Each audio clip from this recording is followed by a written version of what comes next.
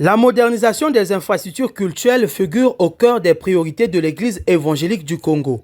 Ainsi, dans le cadre de la dynamique relationnelle entre l'État et l'Église, Anatole Koliné Makosso, fervent chrétien, a procédé dimanche aux côtés du premier responsable de l'Église à la pose de la première pierre marquant le lancement des travaux de rénovation de la paroisse de la base. Selon le maître d'ouvrage, les travaux seront exécutés dans le respect des délais prescrits. Le projet prévoit la construction d'un temple sur une superficie de 1200 mètres carrés. L'édifice comprendra plusieurs composantes, notamment une chapelle dotée d'une mezzanine, un bloc administratif, un bâtiment destiné à abriter les foyers, ainsi que des locaux commerciaux appelés à générer des ressources propres pour le financement de l'église. Un sous-sol est également intégré au projet architectural.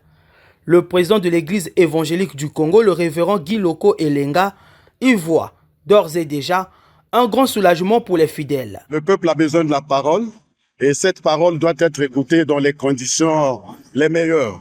Parce que notre Dieu est un Dieu qui est digne de gloire et ses adorateurs doivent donc le servir, le célébrer dans un cadre qui reflète sa gloire et l'excellence de l'œuvre de Dieu. C'est dans ce sens-là que le peuple de Dieu de la paroisse La Base a pensé donc bâtir un temple pour la gloire de son Dieu.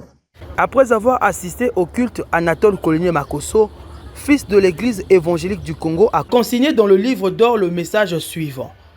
Quand le bâtiment va, tout va, dit-on. En effet, la santé du secteur de la construction reflète et annonce la relance de l'économie globale. En se lançant dans un vaste programme de construction ou d'achèvement des travaux de construction des paroisses, l'Église évangélique a compris qu'après les longs moments de précarité, l'Éternel annonce l'abondance dans ce pays.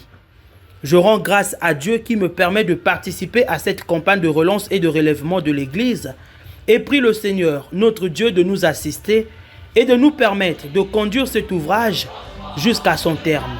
Fin de citation.